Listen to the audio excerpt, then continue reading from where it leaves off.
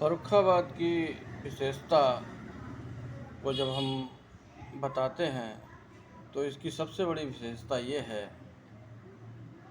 कि यह शहर गंगा जी के तट पर बसा हुआ शहर है और सबसे बड़ी बात यह कि गंगा जी के अवतरण का प्रसंग भी फर्रुखाबाद क्षेत्र से ही जुड़ा हुआ है। आपने कपिल मुनि का नाम सुना होगा।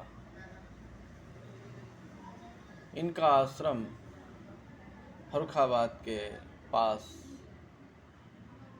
कंपिल में था। घटना आपको मालूम होगी कि एक बार महाराजा सगर ने चक्रवर्ती सम्राट बनने के लिए अपना एक घोड़ा छोड़ा और ये रहता है कि अगर जो राजा उस घोड़े को पकड़ता है उसे उससे युद्ध करना पड़ता है और अगर वो उस राज्य से निकल गया तो ये माना जाता है कि इस राजा ने महाराजा सगर की दास्ता को स्वीकार कर लिया। घूमते घूमते जब ये घोड़ा कपिल मुनि के आश्रम के पास पहुंचा तो बताते हैं कि कपिल मुनि ने इस घोड़े को रोक लिया। उनका जो मूल था कि चक्रवर्ती सम्राट वही बन सकता है जो अपनी प्रजा के लिए पानी वगैरह की व्यवस्था करे, जल की व्यवस्था करे।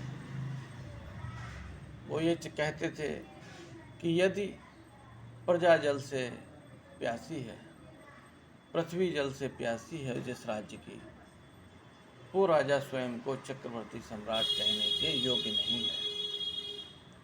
और इसी कारण से कपिल मुनि ने महाराजा सगर का घोड़ा रोक लिया। युद्ध हुआ।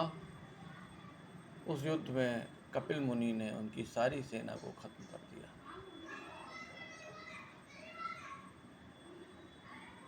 फिर तीसरी पीढ़ी में, सगर की तीसरी पीढ़ी में अंशुमान नामक राजा हुआ। अंशुमान कपिल मुनि के पास गए और उनसे इसका समाधान पूछा तो कपिल मुनि ने बताया कि हिमालय पे गंगोत्री नामक स्थान पर जाकर गंगा की धारा को भारत की तरफ मोड़ना है और उसका पूरा प्रबंध करना है। बताते हैं कि अंशुमान ने इस कार्य को चालू किया। उसके बाद महाराजा दिलीप, उनके पुत्र, और महाराजा दिलीप के पुत्र भगीरथ, 3 पीढ़ियों तक ये कार्य हुआ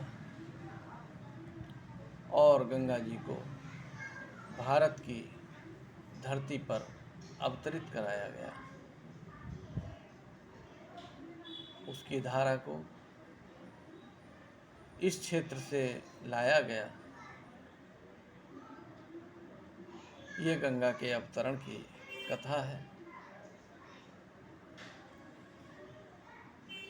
ये हमारे क्षेत्र से संबंधित है, इसलिए हम इस बात को जानकर भी स्वयं को गौरवान्वित महसूस करते हैं।